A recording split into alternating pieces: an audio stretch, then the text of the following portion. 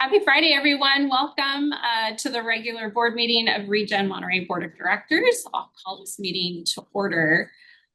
We will be having, as listed on the agenda, we have two directors that are going to be using the standard teleconference procedures and attending remotely. We also have one board member who's going to be attending the meeting remotely under the expanded teleconference procedures under SB 707. That's Director Barber. She is using Just Cause, which is to travel while on official business of a state or local agency. So Director Barber, I'll send it to you and you can announce if there's anyone in the room with you. Yes, good morning. No one's in the room with me and I am traveling for business. All right, great. Thank you, Director Barber. All right, Ida, roll call, please. Chair Shirley. Here. Vice Chair Delgado. Here. Director Blackwelder. Here. Director Askew. Director Barber. Present. Director Garcia Arizola. Director McKee. Here. Director Pedori. Director Byrne. Here. We have a quorum. All right, great. Thank you. Okay, can everyone please join me in the Pledge of Allegiance? I pledge allegiance to the flag of the United States of America and to the republic for which it stands, one nation, under God, indivisible, with liberty and justice for all. Peter, I think we got a call. Yeah, you got a phone call. All right. Got it. At this time, I'll open it up to public communications. Anyone wishing to address the board on matters not appearing on the agenda may do so now. Please limit your comments to a maximum of 3 minutes. I do show someone online with their hand raised. Okay. Susan.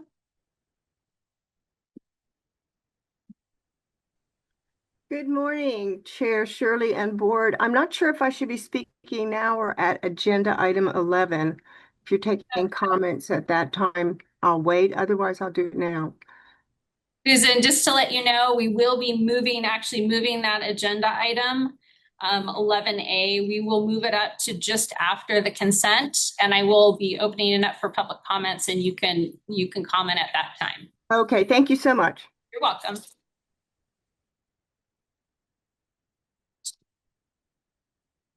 And I see that Director Rude Askew has joined us. Welcome. So are there any other public comments? I show none at this time. All right, we'll go ahead and close public comments. And we'll move on to consent. So on the consent agenda, we have items 5A through 5D. Is there anything that the directors would like to address in this consent agenda? No one online, no one here. Okay. We'll move it out to the public. Is there anyone from the public who would like to address any of the items on consent? Show none online. No. Bring it back to the directors. If there's Move to approve. all right. Second. All right. So we have a motion by Director Jerry Blackwelder and a second by Mayor Delgado. A roll call vote, please. Director Askew. Director Barber. I'm sorry, Director Askew is here. Hi. Director Askew. Director Barber. Yes. Director Blackwelder. Yes. Director Byrne. Yes. Director Garcia Arizola. Director McKee. Yes. Director Pedori. Vice Chair Delgado. Yes. Chair Shirley. Yes. Motion passes. All right. Okay, so at this time, we are going to move item 11A up in the agenda just for interest of time. We've got some directors who will need to leave, and so we want to make sure we get to this vote. And so this is for the election of one regular special district representative to LAFCO. And so at this time, what I'll do is I'll have a discussion and then we'll go ahead and take a vote on this item. So would any of the directors like to make comments at this time?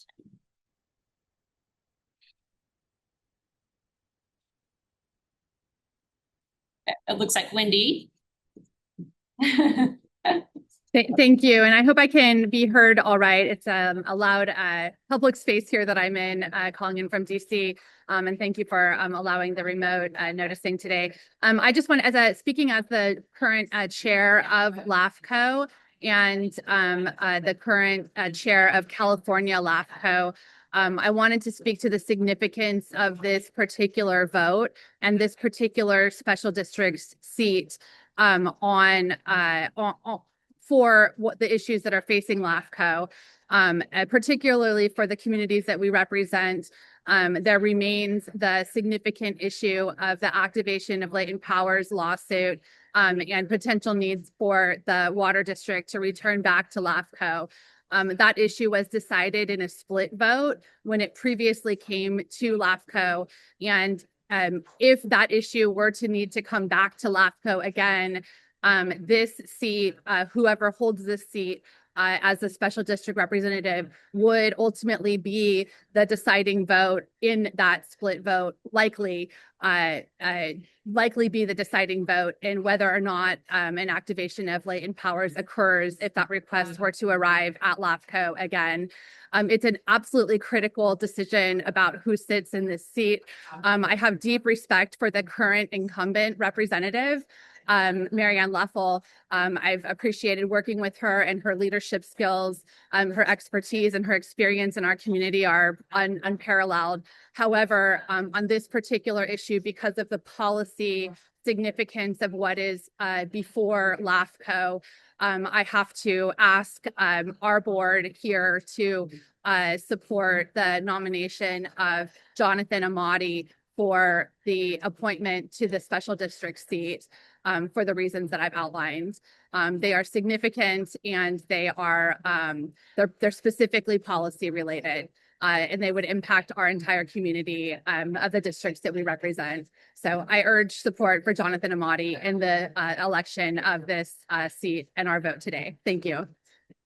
Thank you, Director Radescu. I would also. I couldn't hear really well. Who Okay. did she actually nominate? Jonathan Amati. So if you're looking at the votes, there's 4 on the 4 candidates. He's the top candidate. He's the one who typed in his application. Okay. I would like to also offer my support for Jonathan Amati. He has been such a good representative just for the public, for the airport. I've witnessed him really meaningfully talking to constituents, talking to all of the stakeholders. He's been very thoughtful in his work on that board in terms of reaching out to the public, but then also having his responsibilities on the board. And so he's a smart guy. He is, again, willing to listen, and I put my full support behind his nomination. I'd like to make a nomination for Mary Ann Leffel, and she was highly supported by the Pebble Beach Community Service District and by myself. Okay. Director Delgado. Due to the reasons that Wendy mentioned, the latent powers issue, I think that a change would be good in this respect. Some of you may remember the Fort Ord Abuse Authority. It was a highly politicized board, and it wasn't pretty. This board, MST, TAMC, those are examples of boards that for the most part stay out of politics, and they have good consensus. And if you're aware of how this board functions, then you're aware that it's really like you drop your life outside of here, you come in here and you do what's right for the district and its ratepayers. And that's the way it should be. That's the way LAFCO was when I served on it as chair, and when I served on it when I wasn't chair. But this water issue has turned LAFCO into the same sort of toxic, politicized situation that Fort Ord Abuse Authority was. And there's a distinct difference between those sorts of environments and this environment, or MST or TAMC or any number of other special districts around the county. And so unfortunately, the water issue is divisive and tears people up, tears tears up partnerships and stuff. It's kind of like the Civil War. But I clearly stand on the side of safe, clean, affordable water. And that's why I'm going to support what Wendy and our chair have stated. Thank you. I just want to say, Director McKee, I know that finances are important to you. And I believe that Jonathan would make smart decisions in regard to finances. I believe the current representative who you feel that you want to nominate has caused our public agencies a lot of money in the decisions that she's made. And I feel that fiscally that would not be a good decision. So are there any other comments on this? We do have comments online. We have hands raised. Okay. All right. So I'll go ahead and I'll open it up. Oh, wait, sorry. I see Director Yeah, I was Barber. going to say I have my hand up. Sorry. No worries. I know it's hard to do There you go. hybrid. Yeah, so I do appreciate the incumbent. Mary Ann Leff will have great respect for her in the work that she has done in the past on several other different areas. However, coming forward for the same reasons that Mayor Delgado and Wendy Rudascu have talked about, I believe that's the point that has come across to us now is the water, and the water is impacting many communities in such ways that we have to be able to really pay attention to the new options and opportunities and considerations so that we can be able to move our communities forward in a safe and clean way and be able to bring more housing that is affordable to our area. And for that reason, I will be throwing my support up behind Jonathan Amati. All right. Thank you, Director Barber. All right. At this time, I'd like to open it up to public comments. So I'll open it up for public comments, and you're limited to 3 minutes on this item. We do have Susan Shavani, I believe right. is pronunciation, and Yep. then Jonathan. Okay, great. Thank you so much. Good morning again. Susan Schiavone, and I'm from Seaside. I want to concur with Supervisor Askew and Vice Chair Delgado on those reasons for supporting Jonathan Amati. And I'd also like to support your vote for him as a special district rep. He is my rep on the Monterey Peninsula Airport District. I found him to be accessible, honest, hardworking, and intelligent on behalf of his district. He's worked on the current airport expansion, noise mitigation, and increasing services. He believes in transparency in government, and he has excellent communication and problem-solving skills. He's always responded to my concerns and questions. I also worked with him on the Prop 50 Get Out the Vote project, and he was excellent coordinating that and checking in, making sure that happened in an excellent manner. Jonathan's prior experience as a senior congressional district rep brings unique interactive communications abilities between the board and constituents. He'd be a highly competent and committed representative for special districts, keeping you informed and involved and advocating for your concerns. I hope you'll give him your vote. Thank you. Thank you, Ms. Schiavone. And then you said we had another public comment. Okay, Jonathan, you're up. Thank you. Can you all hear me? Yes. Great. Well, good morning. As you know, my name is Jonathan Amati, and I'm one of the candidates running to be the representative of the special districts on LAFCO. Thank you for the opportunity to speak and share why I'm running. I appreciate the support that I've already heard, but for those of you who don't know me, I currently serve on the boards of the Monterey Peninsula Airport District and the Housing Resource Center of Monterey County. And while living in Southern California, I previously served on the board of an organization that was focused on providing veteran services. And as Susan mentioned, I worked for a member of Congress as her senior district rep. I currently work as a project manager in the field of healthcare construction. And just so that we're all clear, is really what we're talking about here, LAFCO's mission is really straightforward. It's to promote the orderly growth and development in Monterey County by encouraging the orderly growth of local government agencies, preserving agricultural lands and open space, discouraging urban sprawl, and efficiently providing local government services. I am deeply committed to this mission. My wife and I are avid hikers, and access to open space is one of the reasons we moved here. I lived in Los Angeles for 20 years, and you can drive for hours there without ever seeing any preserved open spaces. I also know just how critical agriculture is to our local economy and to the many agricultural workers who depend on those jobs to put food on the table and a roof over their families' heads. But at the same time, I am aware that housing affordability is one of the key issues that needs to be addressed across the county. And I want to work with the LAFCO board to ensure that we're developing affordable and workforce housing here while not leveraging our future to solve the problems of today. I also believe the government has a moral responsibility to utilize taxpayer dollars responsibly. You know, when I worked as that senior district rep, I understood my job as being a conduit for the local community to DC, and I want to do that for the special districts. This is my commitment to you. I will always inform you of the items that are going to come before LAFCO because I want your perspective and your insight on how those issues may impact the mission and the operations of your district. After the meetings, I will then report back the results of all votes by LAFCO board, including how I voted and why, because I want our working relationship to be a partnership. Thank you for your time this morning. I hope that you will consider me to be your representative on the LAFCO board. All right. Thank you, Jonathan. Do we have any other public comment? I show none. No. All right. None of the chambers. All right. We'll go ahead and close public comments. I'll bring it back to the board for any further discussion or a motion. Yes, Director Rudascu. Oh, I can't. We can't hear you. Sorry.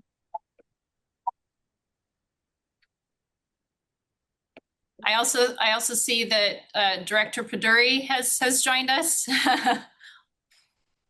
Welcome, Chas. Yes, thank you, and hope you're able to hear me. Sorry for being late.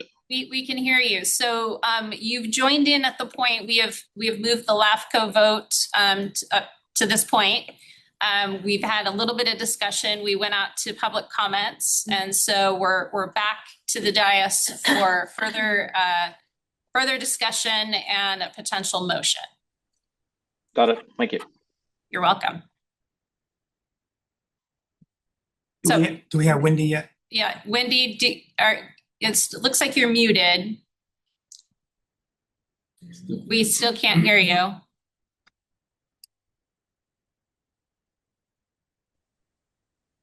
For the sake of time, can we have a motion made? Sure. I'll motion Jonathan Amati to be our nominee. All right. Second. All right. So I have a first with Director Delgado and a second with Director Barber. Any further discussion on that motion? All right. Seeing none, we'll go ahead. Wendy, are you trying to speak? Can you hear us? I just wanted to make sure you guys saw chaps online. That was all. Oh, Thank okay, you. okay. You've been there for a minute. So yeah, thanks. Okay. All right. So we have a motion on the floor with no further discussion. So roll call vote, please. Director Askew, Aye. Director Barber, Yes. Director Blackwelder, Yes. Director Byrne, Yes. Director Garcia-Rizola, Director McKee, No. Director Paduri, Aye. Vice Chair Delgado, Yes. Chair Shirley. Yes. Motion passes. All right. Thank you very much for that. So you'll all go ahead and I'll sign the ballot before I leave. Thanks, everyone. All right, so we'll move on to the financial report. So we have our financial report for January 2026, and we have Giselle who's going to present to us. Thank you, Giselle. Good morning, Chair and members of the board. My name is Giselle Koktepe, and I'll be presenting our January financial results. Sorry. Could you speak up a little bit? Yes. I'll start over. Good morning. My name is Giselle Koktepe. I'm the Assistant Accounting Manager here at ReGen, and I'll be presenting our January financial results. Is that good volume? Starting with the net income, our net income is 1.3 million, favorable to the budget, primarily due to operating expense savings that offset our revenue shortfalls. Our year-to-date revenue is 2.1 million under budget, primarily due to lower volume and weakened commodity pricing impacting MRF revenue, as well as reduced power generation due to engine downtime. Our year-to-date employment expenses are $887,000 under budget, primarily due to vacancies that are unfilled and also reduced overtime. Our January employment expenses were slightly over budget, primarily due to our CalPERS unfunded liability payment that we made for $500,000. This payment was planned and was included in the budget. However, it was spread across the fiscal year, resulting in temporary timing variance. Finally, our year-to-date operating expenses are $3.2 million under budget, reflecting controlled spending across the entire organization. This concludes my presentation. I'm happy to take any questions you may. Thank you, Giselle. Appreciate that. Do we have any questions from directors? Director Delgado. Thank you, Giselle. I appreciate your presentation. You did really good. I think it's great news that we're able to put $500,000 every year. Does that make a big difference in bringing down our unfunded liabilities? It does, and it saves us on interest. That's really great. And I think that was a policy supported by our board and our general manager. It's great to see that every year. Thank you. Yeah, I'd just like to add to that. I think it's a great question. We have about $18 million in the CalPERS liability. If we were to just pay the minimum fee, in 10 years, we would have seen that double in amount. And now our 10-year projection, 11-year projection is being very close to pay down the entire liability for the CalPERS. So we're on track. We're making this additional annual payment of $500,000 every January. We'll make sure we book it correctly and not spread it across the year in the next following budget. But it is a great attribute that the board said we should be continuing to have aspiration to complete, and that's really getting our liabilities down. And really on a projection date prior to 2036, it'll be very close. But as we get it reduced, we can start making other attempts to completely pay it off before 2036. Thank you, Mayor. Yes, another question? On that topic, later on the agenda, we're going to vote on whether or not to enter into a new agreement to garner some finances by selling landfill space. That's new income. And so I think whenever we have new income, it would be worthwhile to think about if any of that new income could be apportioned to add on to this $500,000 because of the reasons Felipe just discussed, that it brings down our Giselle mentioned it brings down our interest payments, and Felipe mentioned it gets us out of that bind sooner. So why not pay more than $500,000? That was just kind of like a floor if we can afford it, but there may be opportunities to add to it and get us out of this quicker. Good. All right. Any other questions from directors online or in the boardroom? We have Director Pridori who had his hand raised, and also Dr. Barber. Okay, so Director Pridori. Yes, thank you, Chair. And thank you for the presentation. Short and sweet. I like it.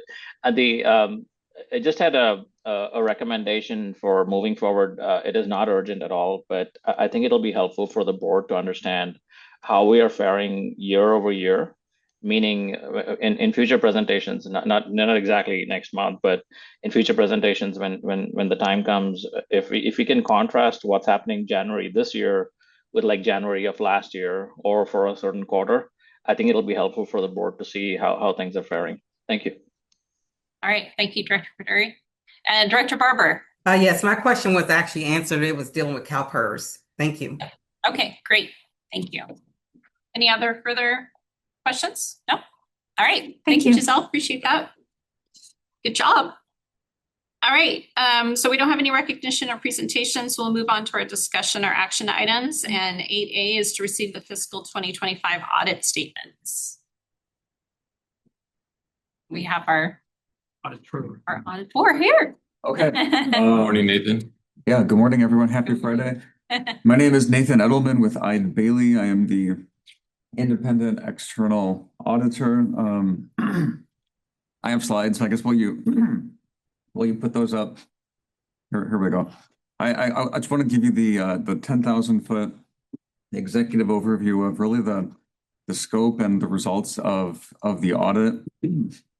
When we say we did an audit, our job as auditors is to come in, and it is an after the fact affirmation. It is checking to ensure, testing to ensure that the financial statements that management prepared is make sure that those financial statements are complete, that they are accurate, really that they comply with all of the accounting rules for governments.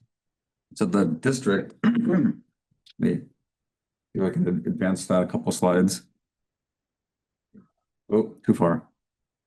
Go back a slide. Go back a slide. Well, okay. So the district, June 30, 2025 is the year that we're talking about. And this statements, there's cash and payables, there's revenues, there's expenses. Our job is to really pick samples, ask questions, look at source documents, but do what we need to do so that we can report back that those are complete and accurate, that it's good information. There are accounting estimates within those financial statements. There's a CalPERS, there's a net pension liability, there's a landfill estimate of that total cost. There's a number of estimates. To the extent that there are estimates within the financial statements, we have to make sure that those estimates are consistent with the accounting standards, consistent with industry practice. And it's really an overall assessment of whether or not those financial statements comply with those accounting rules.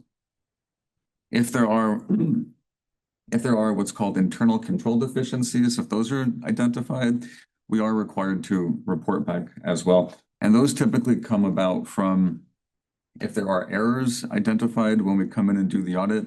If we audit cash as an example, and the balance that was initially reported was random numbers, but if initially $1 million was reported and the auditors come in and say it should have been 1.3 million, that's some kind of an internal control deficiency, because expectation is the management of the district can put these things together and can present that information. And we should be coming in just validating that it is correct. So I always say, auditor's responsibility is just a reporter. We look at those source documents and then report back. And really the district, which maybe for right now is Giselle, but Giselle is responsible for ensuring that those financial statements are correct. They need to, and management needs to send out confirmations. They need to support the audit. They need to provide the answers. The district needs to reconcile the accounts that are subject to audit. So we cannot do what we need to do really without the full cooperation and support of the finance folks at the district. And there's requirements for us to communicate if management was not cooperative, and none of that occurred. So as we talk about the results of the audit, I'll say one, management, Giselle, Garth was with us also for during the actual time of the audit, but they were very cooperative in supporting the audit and sending out the confirmations and giving us what we need to do so that we can issue the audit report. There was really two takeaways. This is the 10,000-foot executive overview. Opinion on the financial statements is a clean or unmodified opinion, which really means that financial statements comply with the accounting rules. That's the opinion that you want. And then there were no internal control deficiencies identified as a result of the audit. So that is, I don't go into the specific numbers because we're talking about it is June 30, 2025. The numbers themselves are probably not super helpful to you at this moment, but really the takeaway is that the information that was presented was determined to be accurate, completely inaccurate in accordance with those accounting rules. So I can talk about accounting for a long time, but I'll turn it over. If there's any questions, I'm happy to try to answer those as best I can. All right. Thank you, Nathan. Do we have any questions from the directors on this? Okay. Any online? No? Okay. Director Delgado. Since you spent so much time on specifics, can you give an overall sort of salient comments that you think when you think about this organization's finances now, not what's already in your report, but do you find us to be an extraordinarily sound financial organization, or do you find us to be going well, but there's always room for improvement? That kind of salient comment. It's a good question. And the audit is not a health assessment. So really, it's hard for me to say, good or bad, or that an entity is in a healthy position.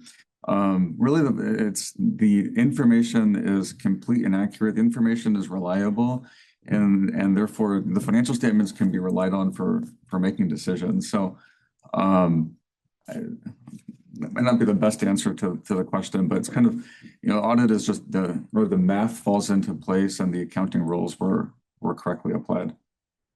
Seems like more of a trust score than a health Yeah. score. Yeah, maybe that's a better way of thinking about it. Oh, sorry. So what sort of outside counsel or expert would be appropriate to get those kind of more subjective takes on how we're doing inside? Oh, about if the district is in a healthy financial position, if budgets are accurately prepared, those kind of Where things. improvements could be made to make us even stronger financially, that kind of thing. There's engagement. There's people within the firm that specifically do that. They do health assessments, and that's something that I can put folks in contact with, but it's just not something that I've done specifically with this one. But It'd be interesting to know the cost before, so we could decide if we wanted to do that. yeah, I don't know if they're extraordinarily expensive, but I can send an Thank you. email. Just a minute, Director McKee. Every accounting firm was going down the same path. Oh, yes. So, Let's let Peter go. Okay, go ahead. Every accounting firm has consultants, and what we hire these guys to do is, are the numbers correct? Not are they good? Are they correct? Are we financially strong? That's not his job. And we go, his consultants will come in and say, you're A, B, C, or D. But he just covers one aspect, and that's what we hire him for. And he doesn't have an opinion, I wouldn't think, on anything else, because that's not his job. Thank you, Peter. Director Bring. So while you were digging around and trying to come up with your assessment, did you see any areas of concern at all? See, where it took too long to get the information or anything?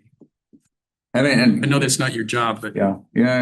And concern is probably not an official term that we would use. I'd say there are certain communications that are required, and there is a letter that we're required to issue, and it talks about if there were disagreements in management, if there were delays. There is a section that talks about corrected and uncorrected misstatements, and if I recall, there were no corrected misstatements. There was a lot of work that went into meeting with folks before we started the audit, just make sure that not the daily accounting, but some of those kind of complicated one-time things, to make sure that those were in place. It's like reconciling pension, CalPERS actuarial evaluations to make sure that the accounting is correctly translated. And then there's uncorrected misstatements, and there's something in there about estimate for this long-term post-closure cost of the landfill, and it's an accounting estimate. And so there's a comment in there that the number wasn't exactly correct, and it kind of says the reason why. I wouldn't call it a concern, because that's maybe more of an emotional term than accountants like to use, but it's something that needs to get adjusted slightly for next year's audit. Okay. Overall good though. Yeah, overall, there were no internal control deficiencies, and I'd say probably a concern would be closest to an internal control deficiency, and there were none. There were no control deficiencies. Good, excellent. Good is too much of an emotional term, Dan. We tried to. He went as far as he could. Yeah. Turn it over to our general manager. Yeah, just want to include, thank you, Nathan, for the perspective and keeping us on track that we did good through the audit and provided all the information we needed to. We wanted to remind the board that we are onboarding our new finance director Monday the 23rd, which is this following Monday. She'll be coming on board. So if you do send us contact, we'll show interest, and we will look at the health or not moving forward as she brings on new perspectives for the organization. Yeah. Any other further comments from the directors online? I don't see any. Okay. All right. Do we need to, we just received this, no vote. Yeah. Okay. Thank you, Nathan. Appreciate it. All right, we'll move on to 8B, approve the proposed amendments to the purchasing policy. We have a new purchasing policy. And Felipe is Morning, Chair, Board. Our recommendation today is to approve the amendments for the purchasing policy. The last revision to the purchasing policy was upon my arrival back in 2022. Since then, legal counsel and staff have looked at the purchasing policy to meet the requirements. We have encountered areas when we don't know the correct pathway, so we've been using legal counsel to get there. And this purchasing policy, as described in the board memo, will bring attributes of direction when we're procuring certain items of certain value, either a macro area, or a board level area. We are excited to present this policy, and we would be happy to take questions at this time around concerns or questions of the policy. If we have additions, we can always take this policy and have legal counsel make sure that it fits right in, and we can get the policy in play. What's next for the organization would be some procurement software that we would like to dovetail with the policy itself, a gateway person for the policy, the purchasing policy direction to help the rest of the organization make purchases that are transparent and also live up to the policy recommendations that are created in this new policy. So this new policy would supersede the old policy from 2022. I'd be happy to take questions, and I think General Counsel would be happy to join in on responses as well. Okay. Thank you. Thank you, Felipe. And just to note too that this policy went through the Finance Committee as well. Thank you. We provided some edits. So any questions from the board members, either online or in person? Yes, I had a quick question. This is Dr. Barber. Yes, go ahead. So I see that the draft for the 75,000 over 75,000 is when we as the board would have to approve all purchases. Has that changed as far as like what is that from the original to now as far as updated draft and revised? So the current policy is at the $75,000 level. Purchases are brought to the board. Under the new proposed policy, that would be increased to 200,000. Okay. And with the caveat, Director Barber, that was suggested from the Finance Committee is that we would put in our finance packet expenses that were exercised by the general manager between 100,000 and 200,000, so that we could footnote those in our finance packet when I exercise authority between 100 and 200,000. There is an example item on the consent. It was $108,000 for a conveyor belt for the construction and demolition line. That would allow me to make those purchases, and then you would just see them in the finance report. General manager exercises 100,000 to 200,000 expense being identified in the finance packet. So it is a way for transparency for the board to see where some of those expenses were exercised. And most of our equipment is heavy equipment and designed to be very expensive. Wheel loader tires as well, 300,000. Some of those items will still make it to the board if they're exceeding the 200,000 max expense under my authority. Okay, but from the 100 to 200,000 threshold, we would be able to see something in the financial reports that we received. Okay, thank you. Director Perduri. Yes, thank you. And thank you for bringing this revised policy. Always good to improve upon what we've done. A couple of quick questions. One is, let's say something is under 200,000 and then some kind of like a change to that kind of like invoice or something pushes it above 200,000. Is it going to come back to the board? Yes. Okay. And then just on the 12,000, seemed like 12,000 and under is what I read. 12,000 and under, we want 3 informal RFPs. Sounds like a lot of labor for a smaller amount. Is that a correct read, or is it going to be too time consuming for staff? Is where I'm getting with this. Well, one clarification, Director Perduri. So in the 12,000 to 200,000 range, that middle range is where staff is directed to seek at least 3 informal bids where possible. under 12,000, staff would only need to seek at least one informal bid. Got it. So I think my question then is really that lower level threshold, right? Like 12, let's say it's 15,000. Do you want to have, is that, okay, let me put it another way. How many small kind of amount requests do we get in which are under $50,000 in range that we do on a given year? I think that'll help me better understand how time consuming it is to staff. Because ultimately what I don't want this to happen is this process itself for items which are really low is taking up too much of staff time. Yeah, and I'll give you an answer that it is not taking too much staff time. We did look at all the fiscal expenses year over year from 24 to 25, and that's what gave us those ranges. So we did our work to see how many would fall in every category. So we did do the justification that it is not going to be too time consuming. We believe we appropriated those expenses based on the expenses we had in a prior year.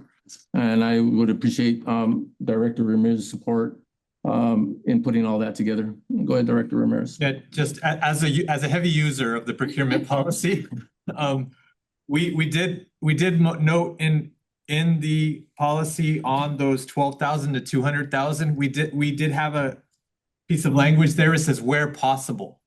And so we will try to get 3 bids in that range unless, there's some unresponsive bidders who don't get back to us, et cetera. We can still move forward, but we're endeavoring to get those 3 bids. However, we're not required to get those 3 bids. It won't hold us up. So we were careful about putting that where possible. And we discussed this in the Finance Committee as being a point of need for us as users, that we need to be able to still move forward if for some reason a contractor doesn't respond to our request. Okay, that actually sounds great. And looks like you're taking the cue from the audit guide that it's unmodified or whatever. So thank you. All right. Any other questions on this? Comments? I have a comment on this month's Transportation Agency of Monterey County's agenda. They have an item on consent where the executive director of that agency reports to that board regarding procurement policy. Any contracts under $50,000 that in this case, Todd Muck, has approved recently. So that means that he has to go to the board for contracts over 50K, but under 50K, he can do it unilaterally as long as he reports back on those that he's done. So in this case, we're not talking about contracts. I think we're talking about all procurement, whether it be a wheel or a contract, a tire or a contract. And we're giving authority to our executive director, a general manager, to go up to 200,000 without coming to us. But anything between 100 and 200,000, he will report to us in those instances where he's done that, similar to how TAMC reports their contracts under 50K. At the city of Marina, the city manager can spend anything he wants up to 25K and never has to report those instances when he unilaterally spent something without council's approval. So you can see that there's variances.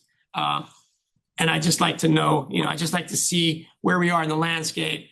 And I'm glad for the reporting back between 100 and 200,000.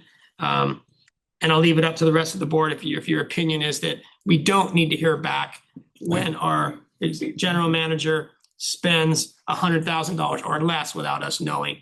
At the Finance Committee, we were comfortable with what's being proposed, and we had some comments to try to tighten it up a little bit, not in the number, but in the transparency or the reporting out.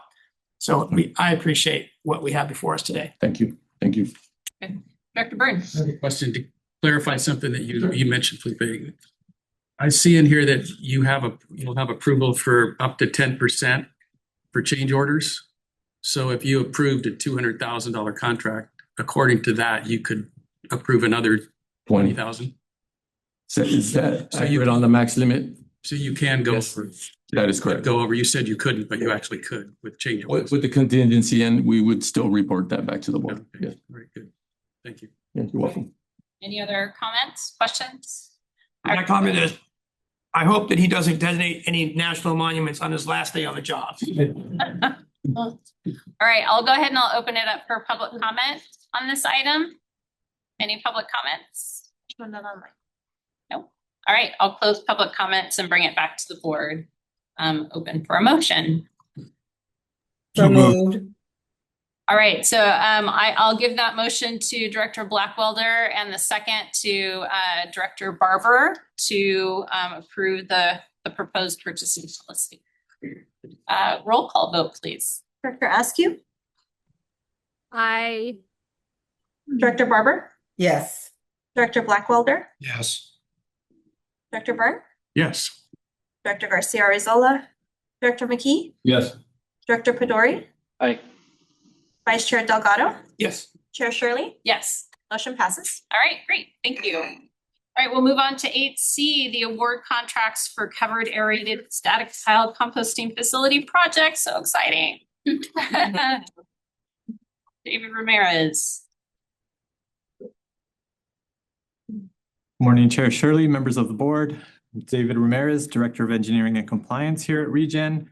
And I'm here to talk today about the CASP project, which is the covered aerated static pile system. It converts our existing composting system to a aerated pile system, which is a newer, more advanced technology. A couple of words about the procurement and the bid process. ReGen went out to bid and received 6 responsive bids, which is a good turnout for a project like this. The projects were very well clustered together. The lowest responsive bidder was Granite Rock Construction Company, a very reputable construction company in our area and all over the nation. A couple of notes about the project in total. The total project budget was set back in 2019, and ReGen went out for grant funding back in 2019 with this budget of $7 million, $3 million coming from grant funds and $4 million coming from ReGen funds. As we look at the project today with this bid, we believe that project budget is going to be over by $1.7 million. So that's of note in this report. However, we still feel like this project is a valuable asset for ReGen, both from a environmental compliance standpoint and from a technology standpoint. So we fully support it going forward.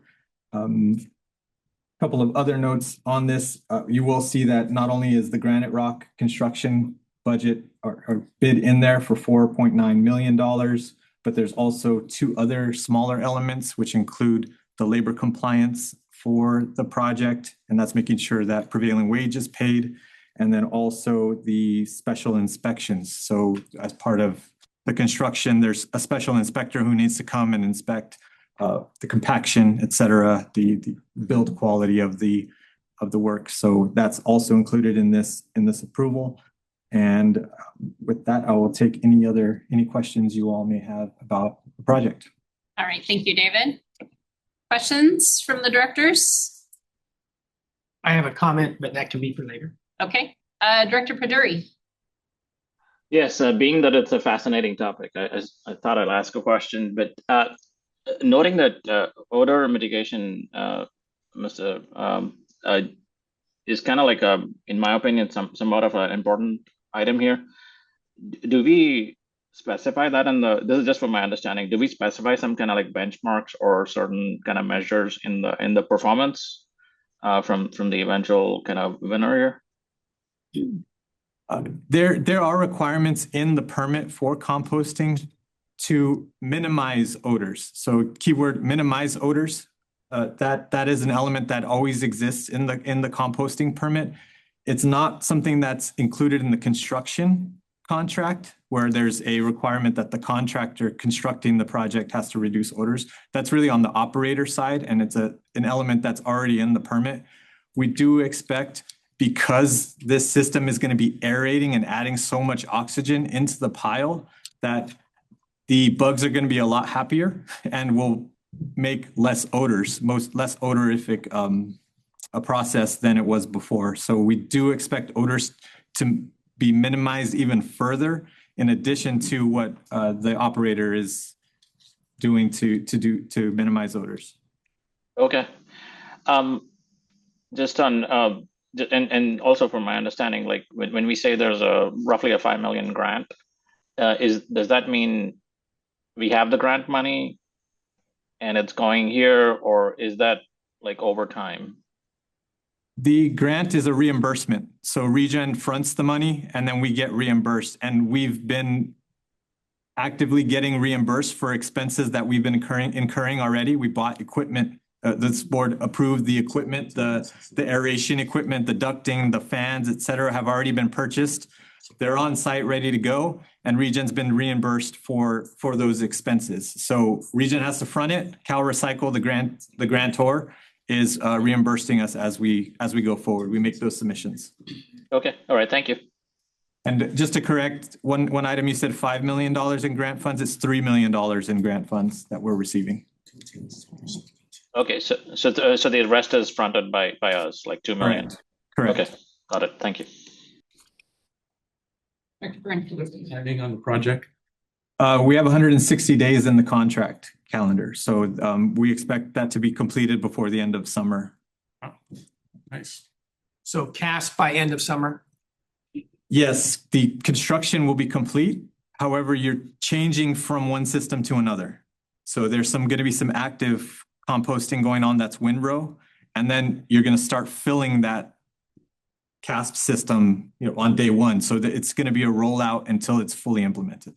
Fully implementation might be next summer or this rainy season? Full implementation is probably, I would say until the end of the year, likely. Yeah. And there are going to be commissioning, et cetera, learning process, because it is a different animal than the current windrow composting. So we will have to, not us, our operator Keith Day, who's right here behind us, is actively looking at other composting facilities that are like this and learning from others, so that when the equipment gets turned over to him, he's ready to go. So appreciate Keith's willingness to go this route. It's a real big benefit for both of us. Dr. Burns. So this will mobilize immediately as soon as we approve the contract? Well, we will start contracting. So once I have the approval, we'll engage Granite Rock Construction with contracting. There's a back and forth just to get signatures, et cetera. They've already reviewed the contract as part of the bid procurement. So we expect that to go quick. And then Keith's getting ready to clear out some of the area that's going to be in construction. So there is some jumping around in dates where we're going to have to work together with the contractor to come like the exact day we start. Exciting. All right. Any other questions? Comments?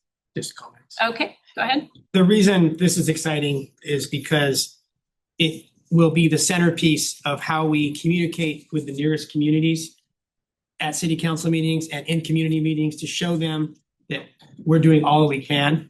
And there are now 1,360 homes that have started construction immediately south of us, between the existing town and us. And so those 1,360 families and all the businesses,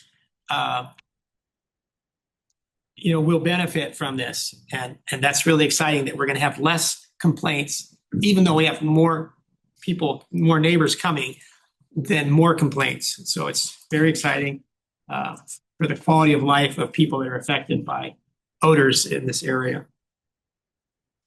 All right. At this time, I'll open it up for public comments. Any public comments on this item? Seeing none. Okay, I'll close public comments. And I'll bring it back to the board. And I'll just note on our agenda, we have a recommended motion that's sort of lengthy. So if someone wants to make that motion, I'm willing to entertain it. My motion is that the board authorize the award of the covered aerated static pile composting facility project construction to Granite Rock in the amount of 4.9 and some change containing also a 10% contingency, and authorize the award of the engineering testing services contract to Moore Twining Associates Incorporated of Sand City in the amount of $56,000 and some change, and authorize the award of the labor compliance monitoring contract to Contractor Compliance and Monitoring Inc. of San Mateo, California in the amount of $10,000. All right, we have a motion. Second. Second with, we'll go with Director Rudowski, sorry. All right, great, thank you. Roll call vote, please. Director Askew? Aye. Director Barber? Yes. Director Blackwelder? Yes. Director Byrd? Yes. Director Garcia Arizola? Director McKee? Yes. Director Pedori? Aye. Vice Chair Delgado? Yes. Chair Shirley? Yes. Motion passes. All right, great, thank you. All right, David, you're up next. We'll go up to 8D, which is the landfill leachate and sump control upgrades. Thank you, Chair Shirley. On this item, it's really modernizing ReGen's landfill leachate system. The current system that we have is been a piecemeal to piece together as we've gone over the multiple decades that we've been in operation. And what leachate is, it's the liquids that percolate their way through the landfill and get collected on the liner system below. There's a pipe that goes to the bottom and pulls, and we actually pump out that liquid from underneath the landfill. And we're required to remove that liquid daily and to be able to monitor it and remove that liquid and dispose of it on the landfill. So the history of ReGen has been that we've gone manually over to these pump stations, to these tanks, monitored them manually, and we've had pumps that have failed. We've had tanks that we needed to address. You know, we've gone out there and the tank's empty. You know, we drive a truck out there, the tank's empty. It's like, okay, well, we'll go to the next one, and we're doing this manual kind of monitoring of the system. When we installed module 7, we put in a brand new monitoring system, which can tell us how much liquid is down in the landfill. It can tell us what level the tanks are in. It does automated controls to turn the pump on when there's liquid in the sump, but then we'll also turn it off if the tank's too full. So there's some automation that it enables us to use. But then also online, we can pull up the monitoring system and see tanks are full, the leachate is empty, et cetera. So it really gives us a lot of visibility. And been really impressed with that system in module 7. And we want to expand that to all the different control areas in the landfill. And on the memo, you'll see a number of locations where I've outlined the various control locations. You have module 3, module 4, module 5, some sewer lift stations, condensate stations. So you can see the wide range of elements that are here that can benefit from automation and from high visibility. And so it's an extensive upgrade to what ReGen currently does, and really modernizes us to be able to collect data and act when action is needed, and ensure that all the systems are operating correctly.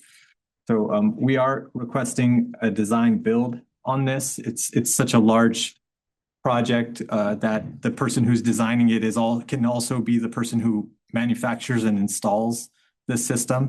And so we're requesting that it be a design build in the amount of $725,000. We think that is, that includes a 10% contingency, and we will do the design as we go through and make sure we stay well underneath that amount. But happy to take any questions. I know I went through it pretty quickly. All right. Thank you, David. I do have a question, and I'm sure you have a really good reason for this, but you don't mention module 6 or module 1 and 2. And I'm just curious about those. That's a good question. So modules 1 and 2 are unlined.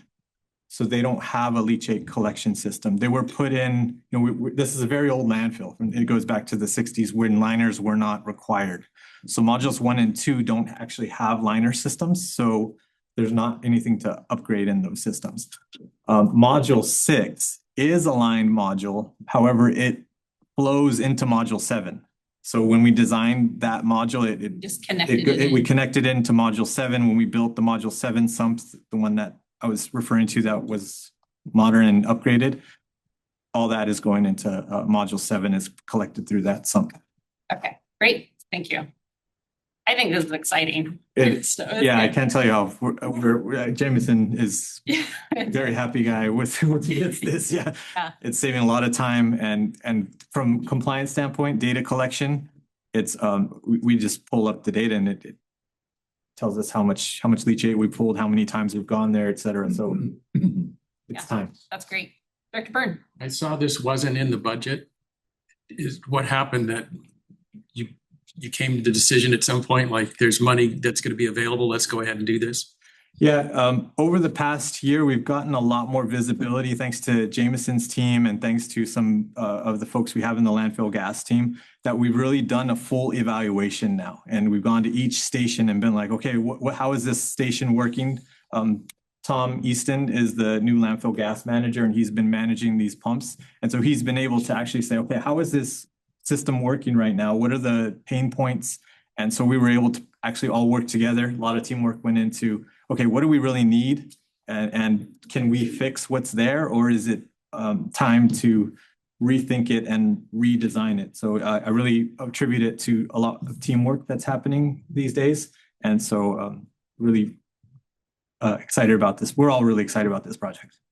So it's just, you weren't, when the budget was done, you just hadn't done your homework to really understand the system. Part of the big problem is so big, as you can see, that just scoping it and understanding what needs to happen at each station takes time. And Tom and Jameson are always trying to push us forward to get better. And so this is what we think we need to do. Good, thank you. All right, any other questions from directors?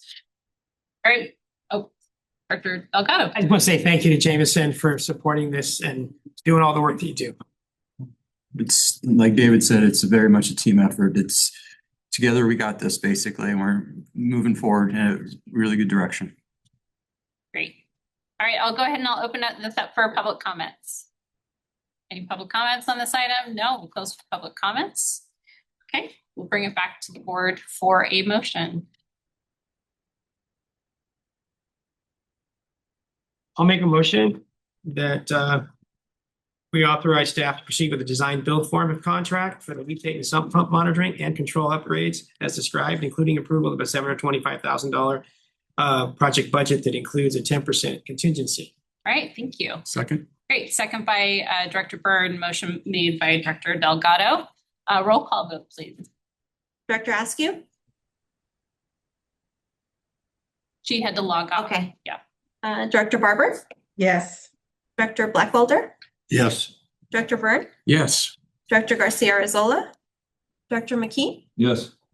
Director Pedori? Aye. Vice Chair Delgado? Yes. Chair Shirley? Yes. Motion passes. All right, great. Thank you, everyone. All right, we'll move on to 8E, authorize the general manager to execute a disposal agreement with Environmental Resource Discovery doing business as Valley Recycling.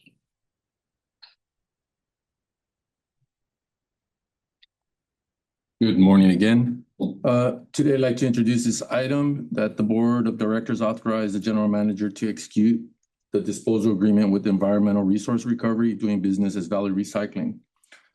In 2026, we were approached by Valley Recycling with interest to bring material over to our facility. We then met with the finance committee and talked about scenarios that we could imply and requested that the general manager go out and bring back a negotiated tentative agreement deal. We have done so. It is a 5-year term with 3-year potential mutual extension years. The agreement would end in 2031. Again, this is as David said, we are selling some of our landfill space to influence the revenue coming in so that we can get some of our liabilities and projects completed. We do have many of those that we would want to accomplish before 2036. This would help in that effort. the value for the material over a 1-year period for the 50,000 minimum threshold is about 2.1. Oh, take that back. It is roughly $2.1 million annually, roughly $10.5 million, $10.6 million over a 5-year period. And then there's also a position to receive alternative daily cover, which is a cover that we use to close the landfill at the end of the day. We could use it for rework for compliance items. And we did ask for a provision on the ADC to be at the general manager's discretion. There's times that we need it, there's times that we don't, and we really want to be in control of receiving the commodity when we need it. At this time, I'd take any questions that we may have around the agreement that was attached along with the board memo. I'd be happy to address any questions at this time. Great, thank you, Felipe. And I want to thank you. I know that Ida added the guiding principles of acceptance for regional waste, added those to our board packet. So thank you for that. Any questions on this, Director Perduri? Yes, I have a comment and a couple of I would say basic questions. One is I did want to first appreciate the fact that the staff has taken this into consideration and bringing this to the board. Revenue is something certainly we need to look at as we look at the grander scheme of things. And I'm also happy that we're contracting. It looks to be like a family-owned company, which is actually serving the purpose for the broader community. So I'm overall in support of this particular agenda item. The question I had is are related to the contract, and this is just me again trying to understand things with such kind of contracts. So do we typically have or do not have, and I notice we do not have it here, like a termination for convenience clause, meaning if you want to get out of the contract at any given point, should we add that or should we just keep mum on it? It's a good question, Director Perduri, and often a termination for convenience influences the economics of the deal, right? So if we were to have requested a termination for convenience, then we can assume that our negotiating partner will be less likely to commit to a certain dollar amount to pay for the ability to dispose of the waste because it's not guaranteed to them. Here, our business partner was looking for a commitment to be able to assure itself and have the certainty that it had a place to put its materials up to that certain threshold over that 5-year period. So that was a sort of a negotiating position, was to not include termination for convenience. Okay, and that is actually helpful. And so hopefully, I won't ask this question again, but thank you. The other part is noting that this is not necessarily all happening in Monterey County, right? This is another county altogether. If there happens to be a dispute, where will the dispute be settled? Will it be in this county or another county? Should we add a clause to say it'll be settled here? And we do have that clause in the contract, and any dispute has to be heard in Monterey County. Okay, all right, thank you then. Sure. All right, any other questions? Okay, we'll go out for public comment. Any public comment on this item? No? Okay, we'll close public comment. Again, I just want to thank Felipe and the staff for this agreement. Or Deborah, thank you. So I really like that you put a minimum in here as well of 50,000 tons, so we can kind of have that dependable amount of revenue that comes in. So, and the fact that we're getting alternative daily cover out of this as well, I think this is beneficial.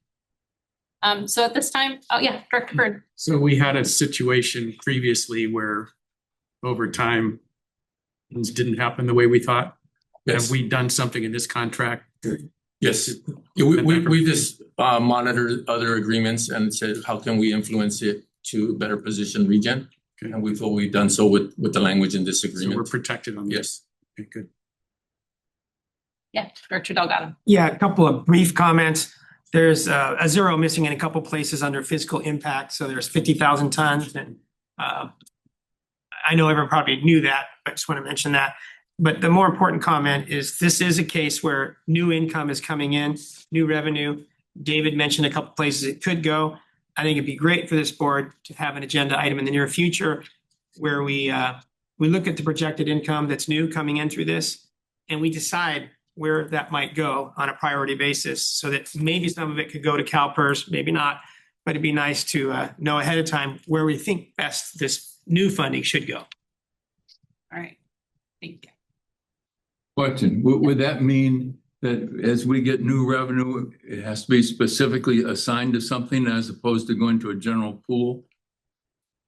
Director Delgado, do you want to? I think it would be like the direction board has, but every time we have a budget process, we look at it again, and that's when the real decision is made. So it'd be a guidance and not a Bible. Because the problem is today we think we get 100,000, we're ready to use it, and tomorrow, something else happens, it goes to the general pool. So if it's a suggestion as opposed to a fixed item. Yeah, I think the suggestion would carry weight, because unless we had a better suggestion when budget time came around, we'd probably rely on this board's passage of a vote. Some of the money comes in 100,000, may take 4 years to spend it, and we don't need it next year, but 4 years from now, it's there. So, and to have I think general information is significant enough. If it's specific, then it says the board says you got to spend it for this, and we may not want to do that. Right, and to your point, if it's future, like it takes 5 years to get somewhere, like saving for college before you go to college, we could set up additional allocated reserve funds for particular priorities, and some of this money that's coming in every year could be put toward that priority. So when it came time to actuate that priority, then we'd have the money. So I just think that having this discussion that we're talking right now, I would never vote for something like that. That'll be a good discussion. I'm just saying, let's bring it back. But now's not the time to get too detailed. Yeah, thank you. Yeah. Suggestions Staff has noted the discussion. We will entertain it. We'll contemplate it. We'll bring something back to the court. Yeah, this is something that can go to the finance committee too. Yes, thank you, Chair. All right. So at this point, I'll accept a motion for this item. I'll motion that the Board of Directors authorize General Manager to execute a disposal agreement with Environmental Resource Recovery, also known as Valley Recycling 2. Thank you. We've got a motion. Second. Second with Director Barber. Great. Thank you. I'm assuming no further discussion. Roll call vote. Director Askew? Dr. Barber? Yes. Director Barber, excuse me. Director Blackwelder? Yes. Director Byrne? Yes. Director Garcia Arrezola? Director McKee? Yes. Director Pedori? Aye.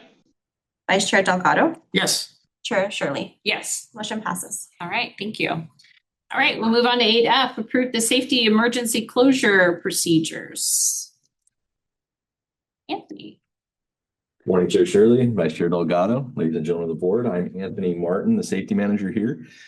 Before we go to the motion, the memo that you saw that you're seeing before you guys, we briefly wanted to talk about risk evaluation framework, kind of how we're going to make decisions. This is a topic that'll be definitely new here. It's also not something you find in the industry. So talking about emergency shutdown, its authority, how we're seeing it, you'll see that in the memo. But we wanted to also share with you the staff's work that we've conducted on how we're going to come to these determinations in a not just an intelligent manner, but also a defensible one when it comes to liability and also the safety of personnel and the visitors to the staff. So I've been told that this goes opposite, so I'll do my best to remember that. Hopefully it comes up here. Okay. So just covering a couple things you'll see in the presentation, we'll go to the memo, and then of course, any comments, questions, or concerns, we can discuss them after.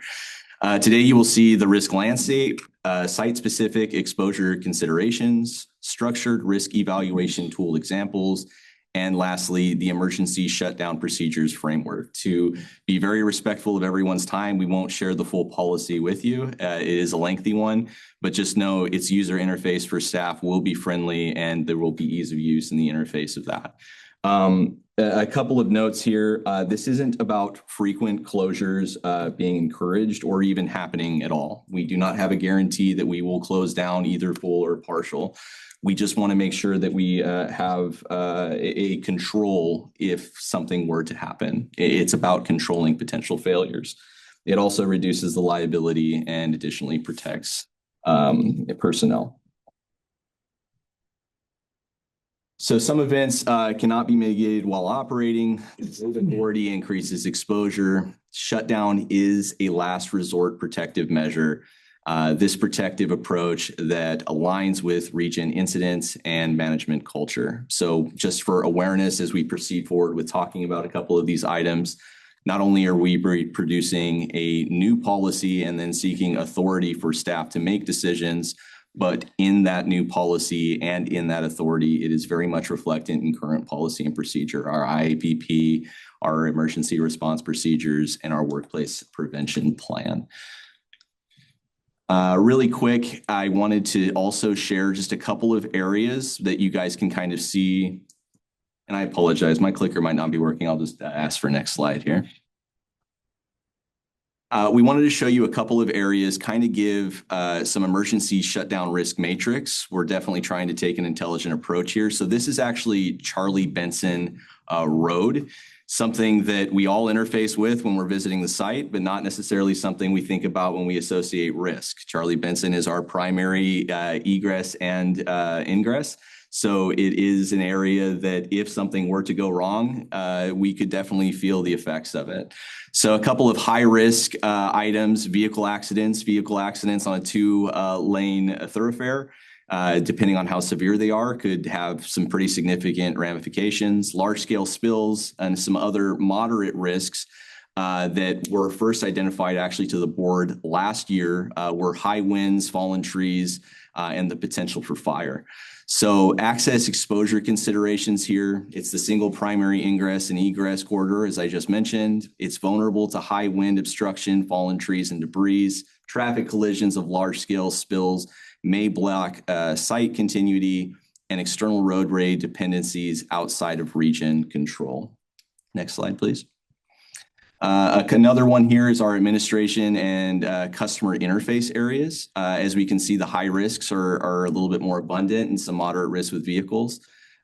Based on feedback that Mayor Delgado gave last year about us kind of starting to integrate not just weather-related incidents that could happen on the site, but also more people-focused incidents that could also happen on the site. This is going to be one of the areas we primarily saw as a high-risk environment. The public interface considerations here is this area, which would be our scale house, our admin building, also our parking lot, and our Z-wall is the highest concentration of staff and public interaction. Open access area with increased exposure to liability, limited control egress during high traffic periods, that four-way stop with increased traffic flow. If we're having a really busy day and we happen to have one of these incidents happen at the same time, it becomes an interesting dynamic for us when we would choose to potentially evacuate. Some incidents here carry immediate public impacts, something also to consider. This is one of our more public-facing areas. Of course, the MRF, HHW, and our landfill have public interaction, but an incident here is definitely the most public-facing for the entirety of the site. Next slide, please. We'll move into Last Chance Mercantile and household hazardous wastes. Last Chance Mercantile being a partner of ours, we didn't want to exclude them from the evaluation, especially since they are right in our operational footprint, right next to HHW.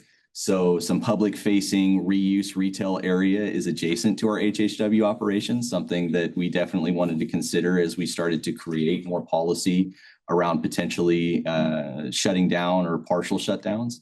Public interactions with tenant operations is not under direct ReGen control and may create egress challenges. Open air materials staging increases exposure under high wind conditions. And then, of course, spill and vapor fire conditions are present as well. Next slide. Maintenance area, heavy equipment shop, and landfill gas and power plant. These are some areas that in recent times, admittedly, has been on its own little islands when we start talking about risk and evaluation, bringing them into the fold, encouraging them to be part of the conversation. Safety was able to conduct a full evaluation. These areas are less trafficked by the public, so we do have that to moving on our side, but we also do have a significant amount of high risk and moderate risks that could occur in this area that could have lasting effects for long periods of time if unaddressed effectively. So infrastructure considerations here, concentration of mechanical and electrical energy systems, combustible gas infrastructure, and processing components, also arc flash and high voltage exposure potentials, and equipment interdependencies that may create cascading operational impacts. And to give a little bit more detail into that, something that happens at landfill gas will affect every single building here on the site. So as we start to discuss those evacuation procedures that will follow, something for the board to consider in their evaluations. Next slide, please. Quickly, I'll go over the MRF. There is a lot there, but we'll make sure to also share this presentation with you guys. But and to save us a little bit of time, the MRF is an area that has a lot of dynamic risks to it. But simultaneously, the MRF's facility itself is dynamic. So when we start to create policies and procedures based on board's authority to proceed, it's going to be difficult to modify certain things. Active assailant, bomb threat, things of that nature were brought up last year. This has been identified as an area that will be more complicated to manage and modify if an event such as that was happening in our MRF. But we are doing our diligent process, and hopefully it will be covered in future slides. Any questions that you may have around it. Next slide, please. Lastly, our landfill active phase. This is one where I'll go into a little bit more detail on. Some high risks that you'll see is toxic industrial gases, large-scale spills, fire explosions, and flooding. As we can see towards the northeast of our facility, we have Salinas River. We had issues in the past. Those issues aren't gone. So if they're in the event that there is a flooding interaction that happens, this is more than likely where we would see it. Obviously, if some flooding happens on Charlie Benson, yes, it shuts down that road, but we have a lot of heavy equipment and amazing operators. We'll make a road to get out of here if we need to. The issues that we could have is if we started to face severe flooding in that area. Obviously, the landfill to gas and also our landfill operations department do a phenomenal job of evaluating gas leak risks. They are also well equipped and well trained to do so. But it is not something that's impossible to come across, and also a consideration for our customers that might be interfacing in these areas as well. Next slide, please. This is a slide I did want to kind of have a little bit more focus on. I know that those lines are a little bit hard to see, but this is our evacuation and continuity considerations. The blue line is Charlie Benson Road, and that's currently our only ingress and egress that we have control over. The other opportunities are spread throughout the ag fields to our south, directly to our north. And then also that red line actually goes through our property and an adjacent property and spits out on Blanco. All operational zones share the same primary access pathway, which is Charlie Benson. If we are not able to use Charlie Benson, these alternative routes are the most feasible. Traffic flow, congestion during high volume periods. ReGen controls Charlie Benson Road. Alternate routes are owned by neighboring properties. External route conditions may impact site evacuation outside of ReGen control. We haven't reached out to our neighbors saying we're going to do this yet. However, we have inquired with our neighbors, if we needed to use this, what does it look like? Most of them have communicated they're open that we have talked to. Most of them have also given feedback. Our roads aren't exactly the most friendly to all types of vehicles.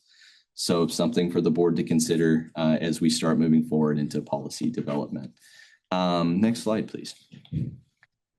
We also wanted to share a certain portion of the policy, the emergency shutdown procedure with you, and this is going to be one of 3 risk matrices that we will use to make sure that our decision making is both intelligent but also very defensible. And I'll quickly go over how a risk matrix works. I'm sure everyone here has seen a risk matrix, but how we'll be using it is we're actually going to have multiple risk matrices within the policy. This 5x5 risk matrix you're seeing is what managers will utilize when we start to observe a risk that we need to escalate to the general manager or his alternate to make a decision for a potential shutdown to be enacted. We go with severity of potential harm, likelihood of escalation rate, ability to control the risk while operating, and then there are also going to be location-specific conditions. If a certain risk is happening here in the admin building, it might be a lot more controllable than a risk that is happening at our landfill gas department or on Charlie Benson Lane. Red values require general manager review. It does not automatically trigger a shutdown, and shutdowns are considered only when risk cannot be mitigated. A couple of items to briefly go over in this is this prevents both overreaction and underreaction when we start to quantify things. If Anthony Martin sees high winds at 45 miles an hour and he then starts his escalation process, the general manager might say, hey, these high winds at 45 miles an hour are significant. We're now going to create a modification to our highest elevation areas on the landfill. However, that does not mean that we have to shut down our material recovery facility. It also could mean our landfill operations could move to a lower elevation for a temporary time period, or those high winds could be confirmed by the general manager as too excessive. Vehicles are blowing over, roofs are coming off, and the general manager might exercise that authority. I'm going to temporarily shut down until the winds decrease. Our liability risk lowers, and then we can reform operations once we evaluate all of our facilities and utilities here on the site. Next slide, please. Some other things to discuss in this SSP will also be included here. We just wanted to kind of articulate that it's not just a risk matrix we're putting out. We are putting out a lot of intelligent, designed policies, procedures, and sections within this overarching policy.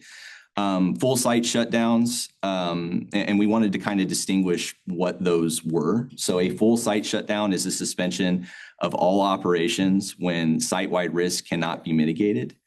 A partial operation suspension, or otherwise known as what we'll call a partial shutdown, is limiting specific operational zones while others remain safely operational, giving that recent recommendation as an opportunity.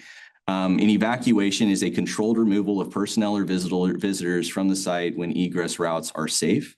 Shelter in place is temporary protective confinement when evacuation increases risk. So something that we need to consider and think about is based on previous recommendations that the board gave last year, certain risks that we see on site that are, whether they be weather or they be human related, it's not responsible always to shut down and evacuate. Sometimes it's responsible to get to a safe location and wait for that risk to subside and then make your next decision.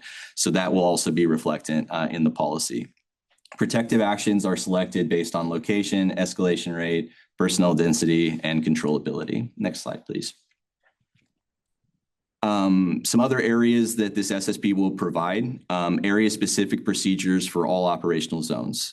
We recognize that even though ReGen is one team and one organization, we run multiple businesses here on the site. The MRF's unique risk associations are not the same as the landfill. The admin buildings is not the same either. So each different organization or each different department within our organization will have a unique emergency response program associated with them. HHW will have a fully educated way of navigating their risks, as will the MRF or any other organization. So we're going to break it down that way, even though the document is going to be large. Staff's involvement, staff's understanding is a 1 to 2 pager of how I can effectively keep myself, my staff, or any visitors in my area safe. Structured risk matrices supporting escalation and executive review. We discussed those just earlier. Define categories for emergency conditions that may warrant protective action.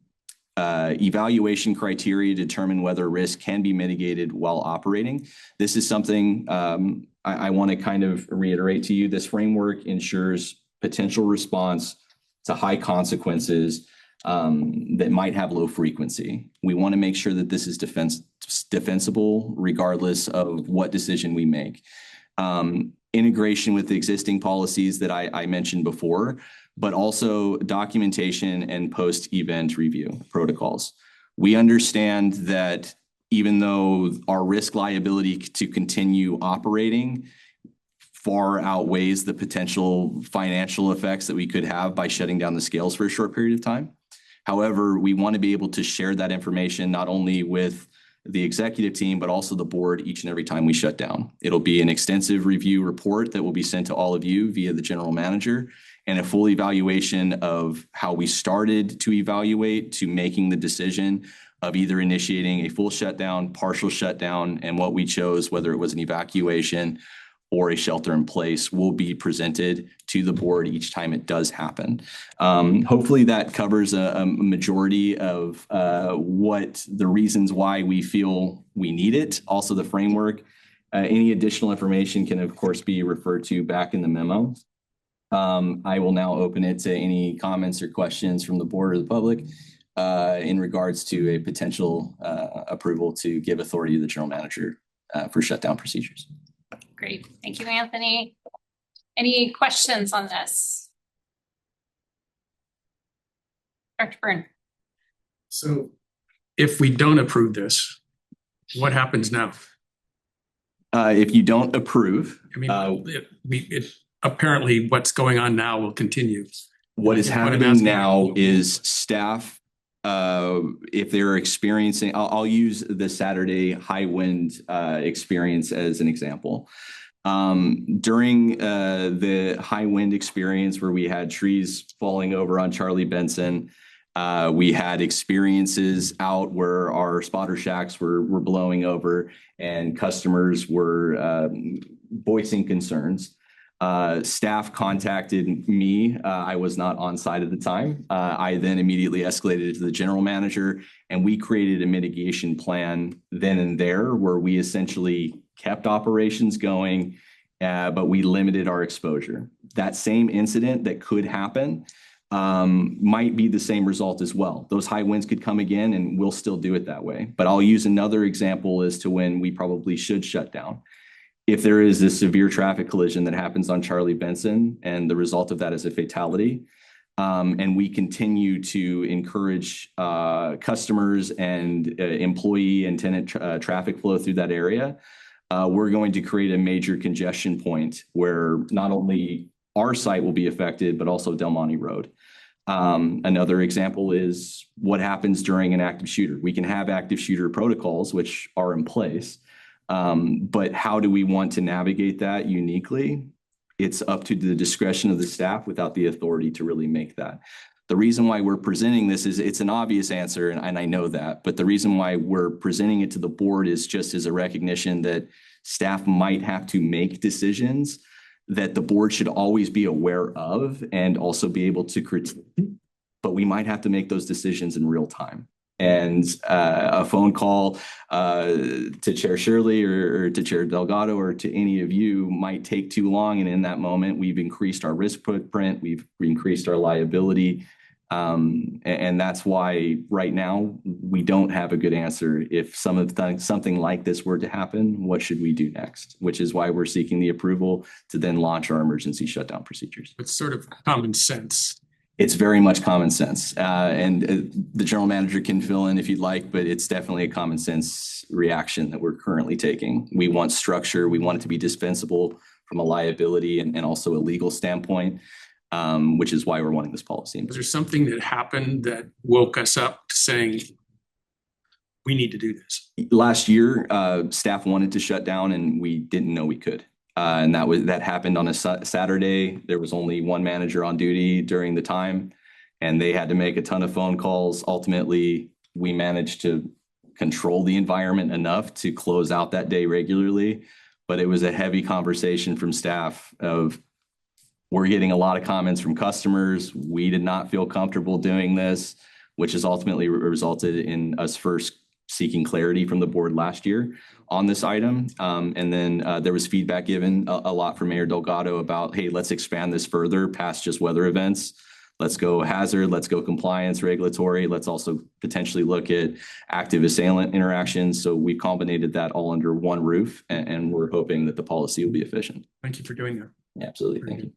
David Ramirez, do you have a comment? Add something so that when we shut down, it impacts the community. You all are going to get calls, right? Because their garbage is not getting picked up on the day of an event. There's a number of reasons why you guys may all get complaints.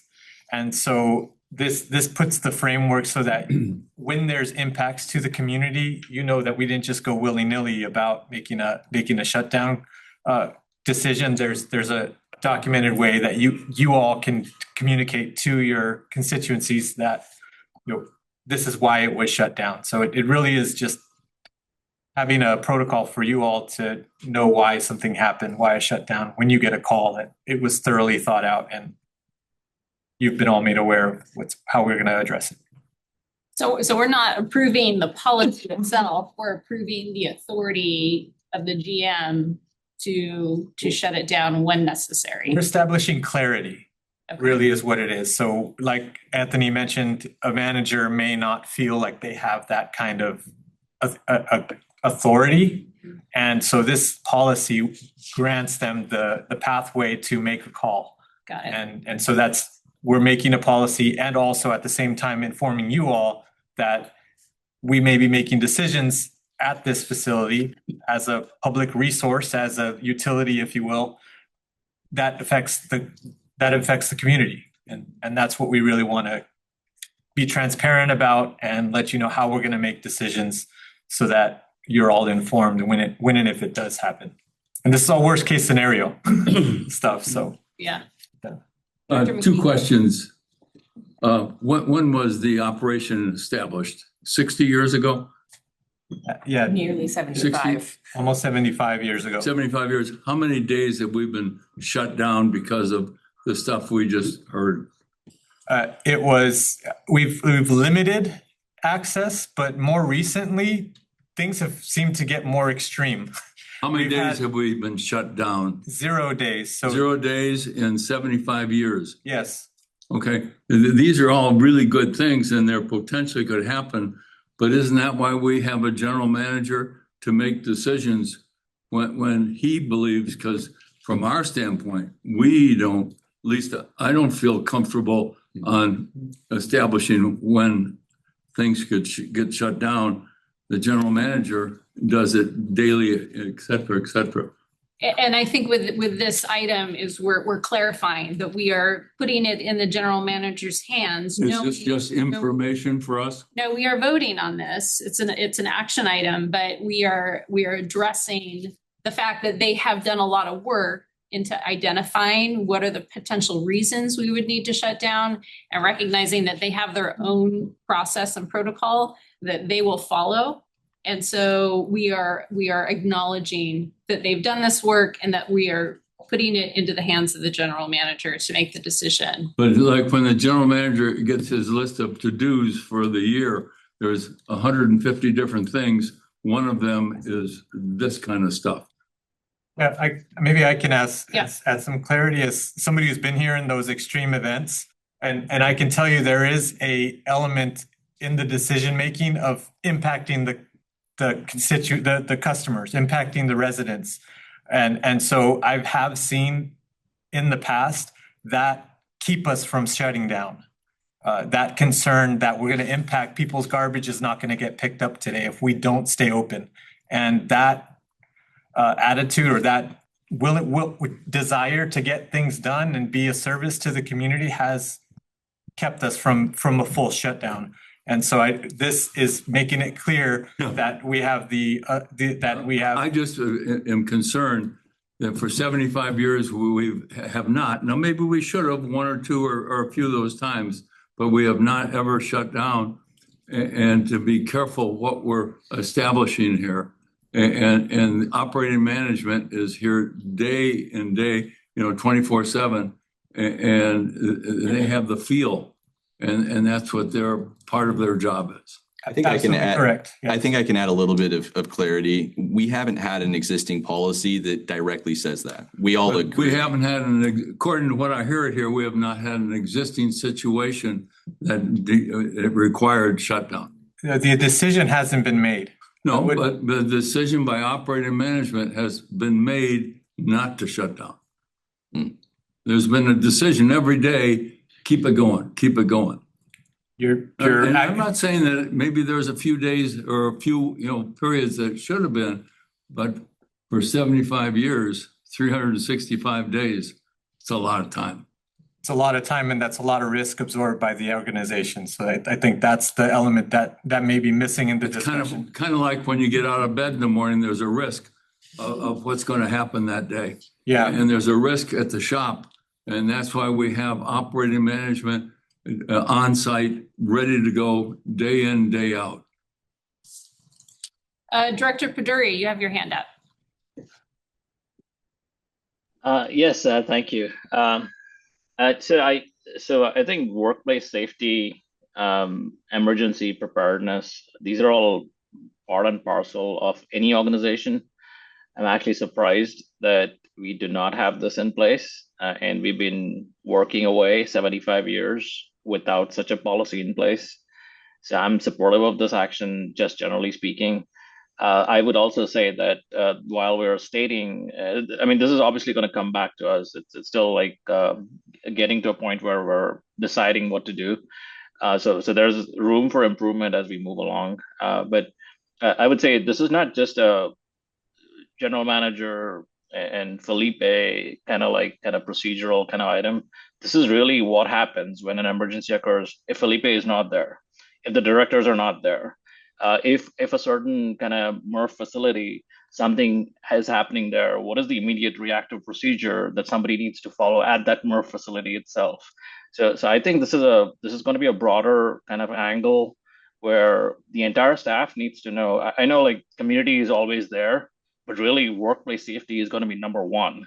And I think we need to make sure that all the employees are protected. Everybody who's there on site needs to be protected first before anything else. So I'm supportive. I would say that in my experience, working for other private organizations too, typically such kind of policies also have a broader kind of distribution. So I think two things. One is I didn't see the presentation on the website. So maybe you can distribute the presentation and maybe upload it to the website at some point.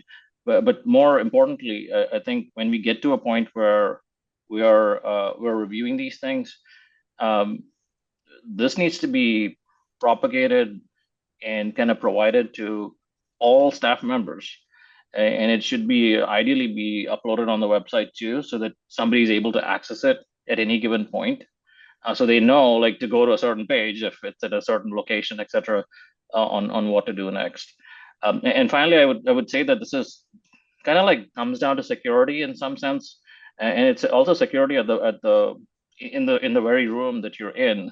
So if there's any kind of improvements that we can look at for improving security, for example, locks, etc., that also might be a culmination of what we're looking at here and should be incorporated. But I'm supportive of the direction that we're taking here, and I'm looking forward to next steps.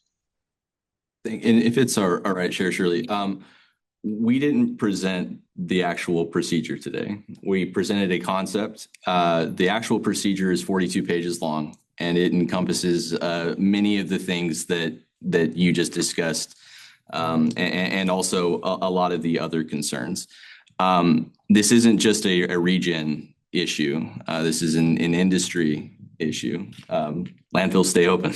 It's pretty much been a running comment I've received and heard. And we will do our best to continue to allow landfills to remain open, ours specifically. That being said, our policies and procedures will both look at things from a safety evaluation. We do have a structured safety training program that all staff will be initiated and incorporated and documented into this new document.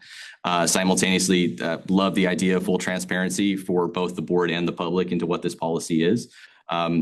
in the essence of time, we didn't want to share the full policy with you, but would love to be transparent with that policy and get anyone's feedback that they would like. But I wanted to give some encouragement and hopefully some peace of mind that policy is very, it encompasses a lot. And I think you would be pleased with the amount of information that's in it.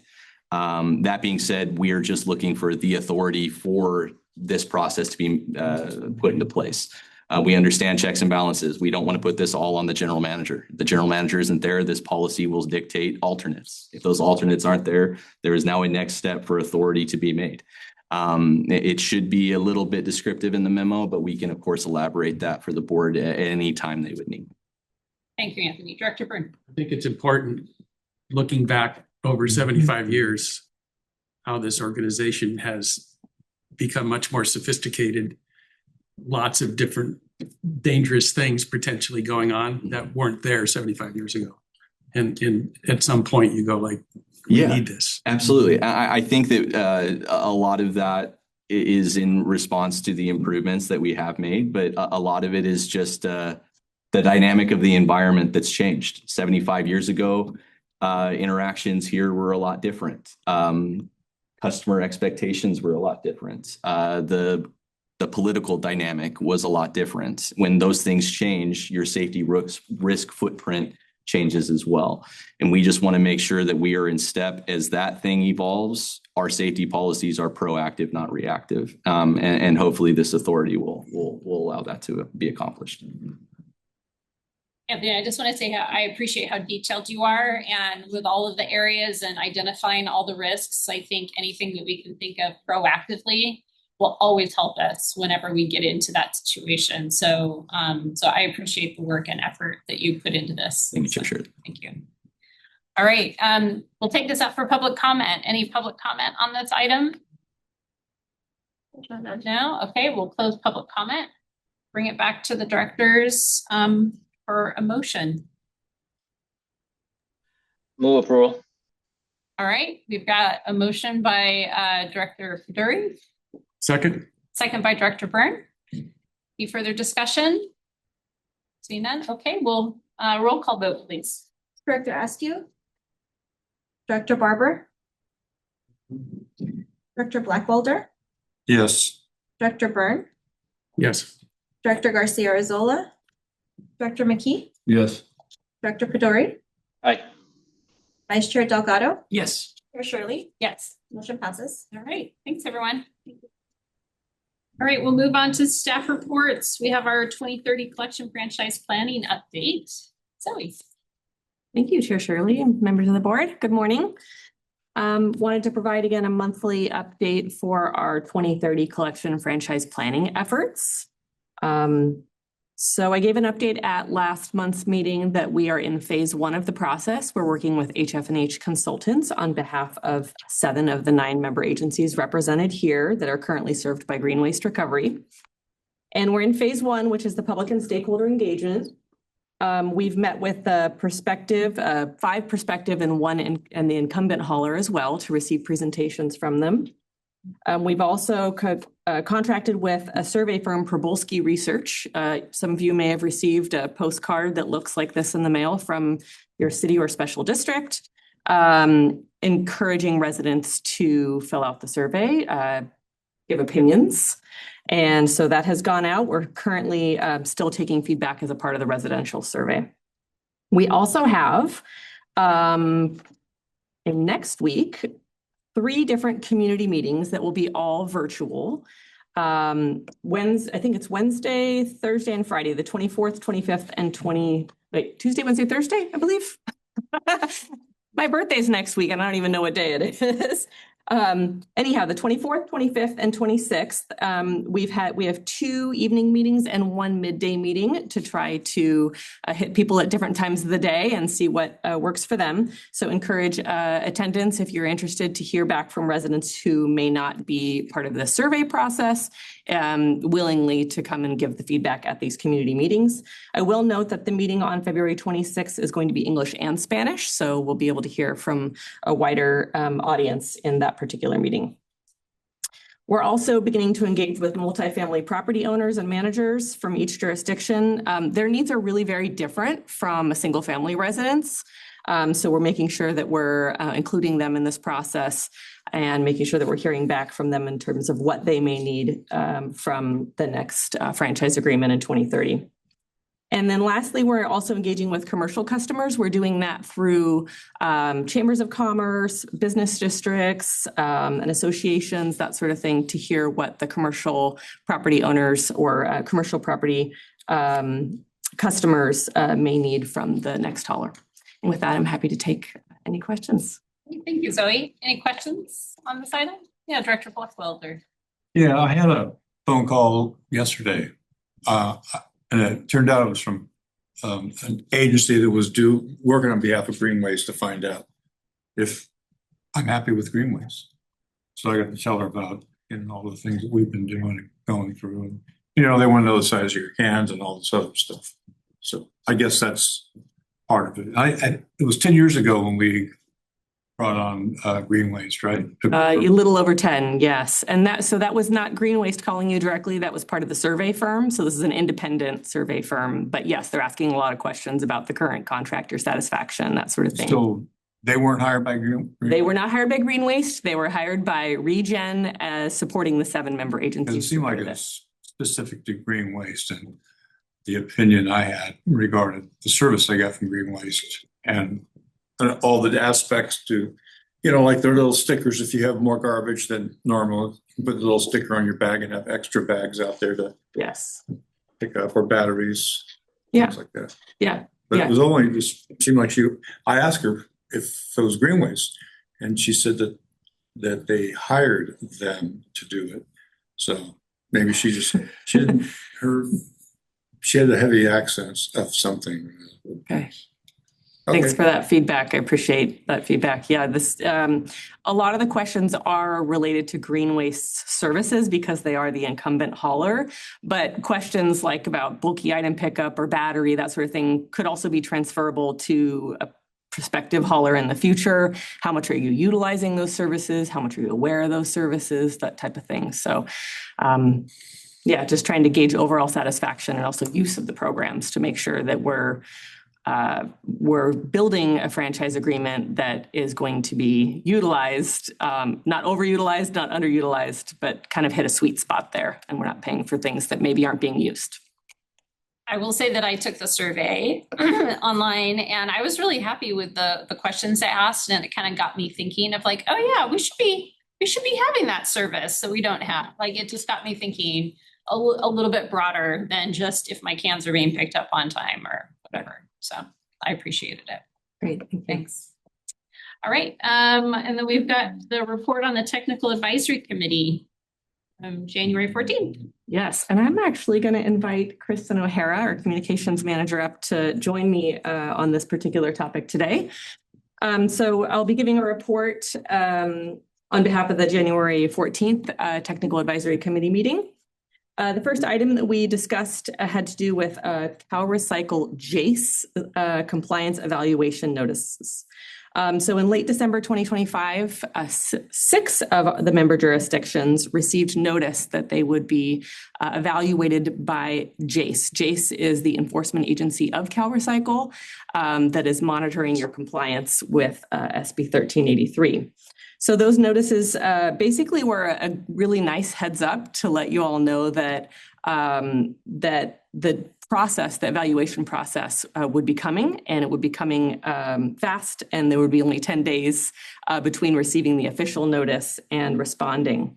So in that time, ReGen has been working, and really mainly Kristen, has been working with your city staff to make sure that these implementation records, is what they're called, are in good working order and ready to be submitted by CalRecycle.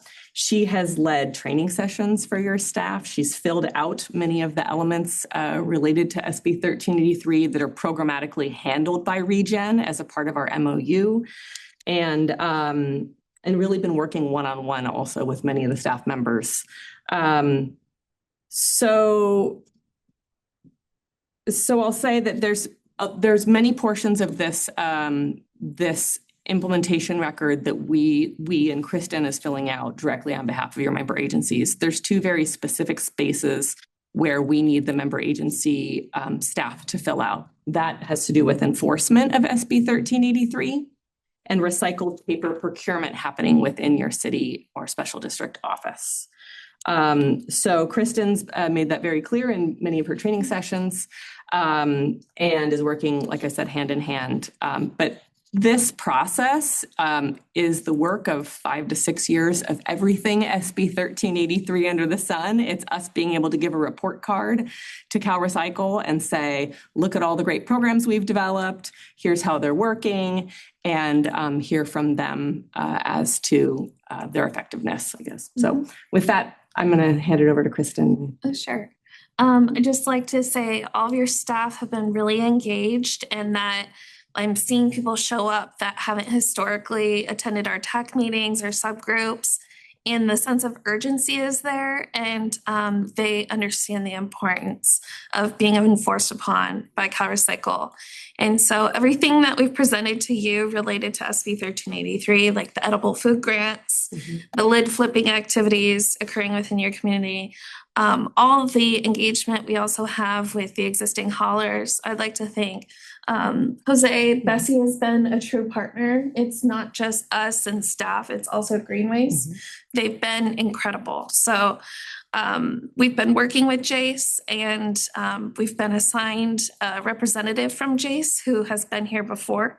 So we feel really happy with the assignment, and our LAMD representative, she's more of the local assistance rep from CalRecycle. She's like the sweet, nice educational rep that doesn't do enforcement. She has offered a lot of her time to your staff as well to give like a scorecard on like, okay, your record is in this shape, but you are missing these things. So I've been taking those meetings for this past couple of weeks. It's been very intense. But I feel very confident that even if there are findings, we have a lot of opportunities to include that information, or if your jurisdiction hasn't even started enforcing SB 1383, you have an opportunity to start enforcing with code enforcement. So I'm really pleased with all the engagement I've had from your staff. Pebble Beach has already gone through this process last year, and Nick and Elena have been amazing. City of Monterey and the County of Monterey have already gone through this process. So everyone else is now going through this process. So even working alongside environmental innovations for the City of Marina, I mean, even if you don't have the staff, it feels like there's a hole being plugged with contractors. So I've just learned a lot throughout this process, and I just want to share, like, your staff is doing great. And we'll continue to give you updates about how it's going and what's coming next. The whole review takes, once you submit your records, you might not hear from them for a year.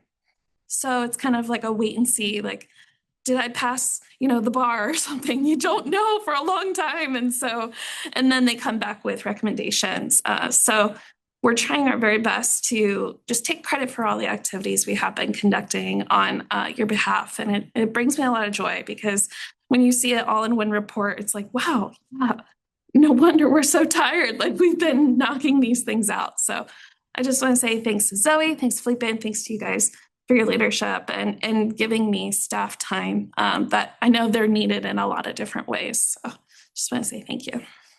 Thank you. Maybe I'll pause here for any questions on this particular item before I move on. We'll have Kristen up here.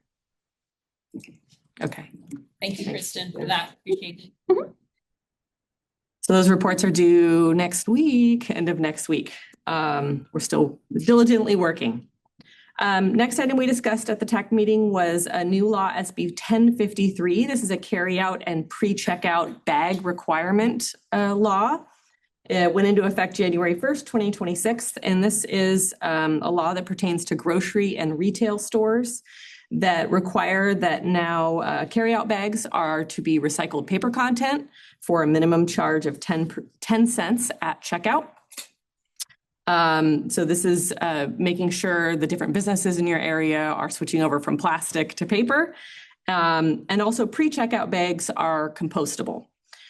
So we let staff know about this new law and made sure that they were going to review their ordinances and that they were compliant with the state law to either meet or exceed this particular law. We also talked about the SB 1383 MOU for fiscal year 25-26. This is the one that's currently in place. All of your member jurisdictions had signed and approved that MOU at their councils or boards. So we were just asking for signature pages back to make sure we could create a fully executed copy.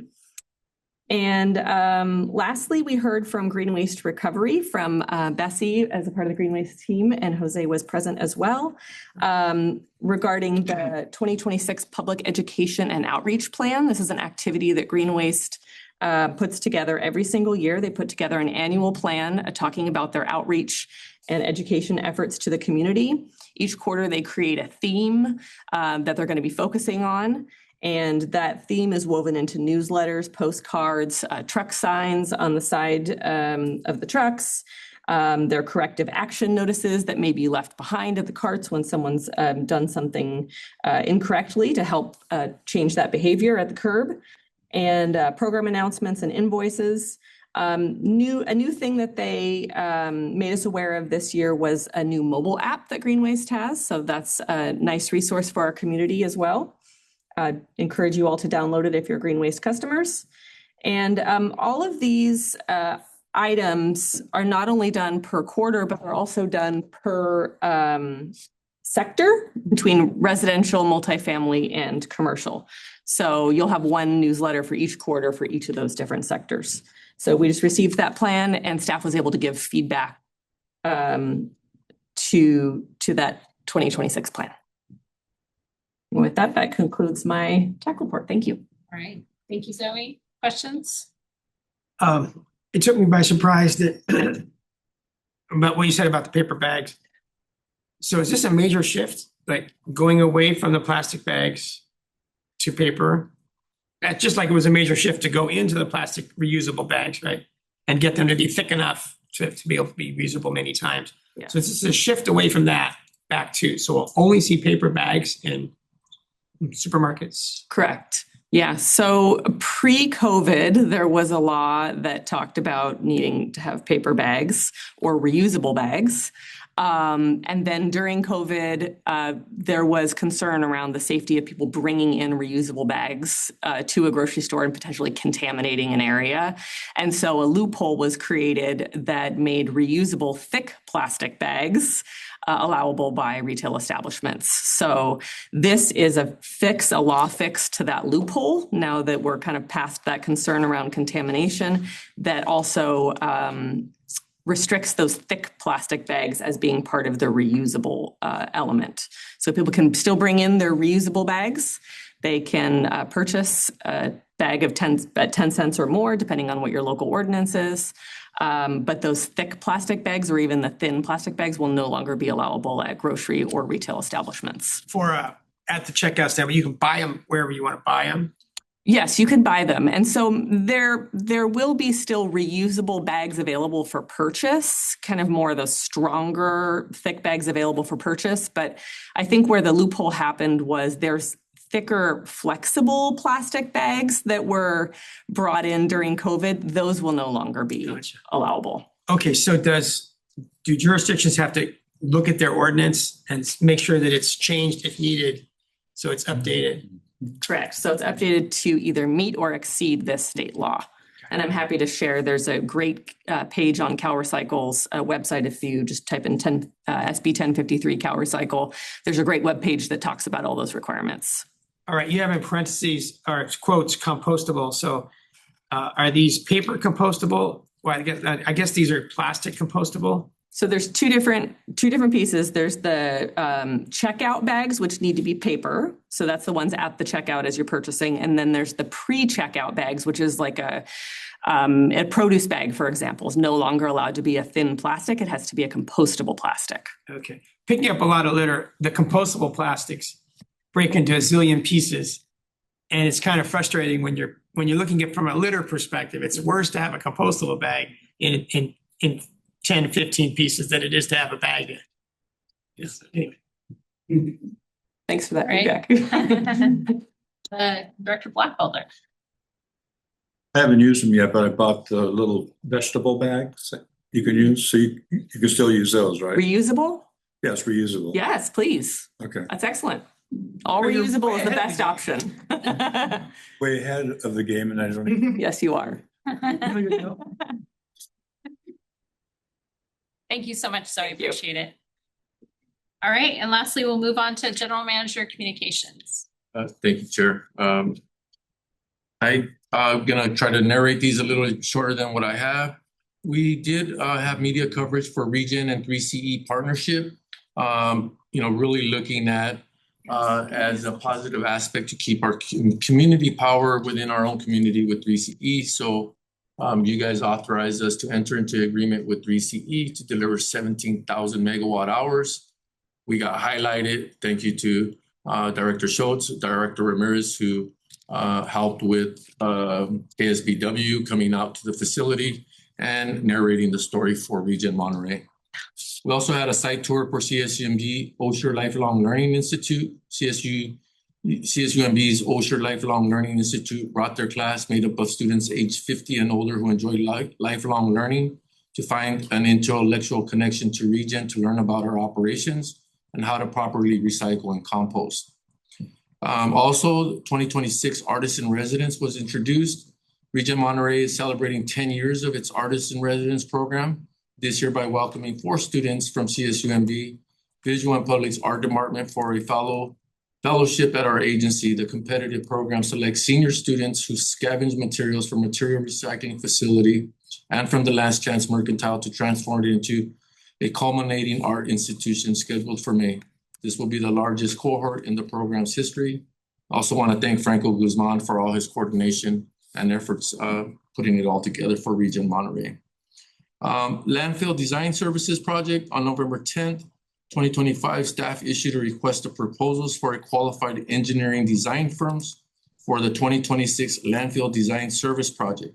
These services include master planning for a long-term landfill development, scenario-based planning, conceptual and detailed design for future landfill modules, and preparation of a bid and construction documents for specific landfill modules. On January 7, 2026, staff received 7 proposals from landfill design professionals, and after evaluation, selected Geologic Associates Incorporated on a qualification-based process. Staff is working with GLA to plan and scope the complete master planning contract, which will be brought to the board at a later date. Very excited with that. That will help us onboard and offboard items of concern in the future and give us a very good narrative of where we want to be going with these decision making. Finally, I'd like to give appreciation to Berta Torres, our Director of Human Resources. She has announced that she will be leaving ReGen. We are grateful for her contributions and wish her the best in the next chapter. She's contributed to accountability, policy, labor negotiations, working towards fair wages across the enterprise. She cultured the health fair, Employee Appreciation Week, social committees, just naming a few of many. Please join me in thanking Director Torres for her service and her contributions. We appreciate your dedication and service.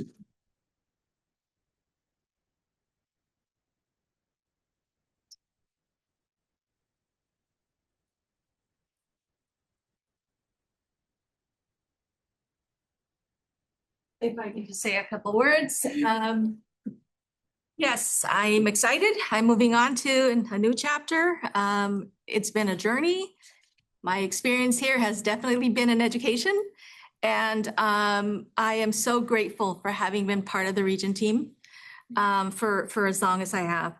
And because I know that organizations are not sustained by moments, I'm just someone on the journey. I really want to turn the spotlight to the people who show up to work every day on time, who are doing the hard work every day that oftentimes goes unseen, and they do it without pomp and circumstance. If whatever success I've had, it is really due to them. So I'd like to recognize my extraordinary HR technician, Fatima Ochoa. Support ReGen She's an amazing, extraordinary HR professional and will continue to succeed. I see you becoming a VP of HR in the very near future. And I'd also like to introduce Ruby Espino. She's joined ReGen as of Tuesday this week. And Ruby comes with more than 20 years HR experience. She's been an HR manager, safety manager, and has a wealth of experience. And I'm very happy that she will be joining Fatima and they will make a great team. Thank you, Board of Directors. I very much appreciate all of your support throughout the years that I've been here. Thank you, Felipe. Appreciate your support.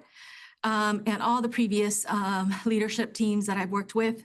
I'm very, very grateful for having worked alongside many amazing professionals and having learned from each and every one of them. Thank you, everybody.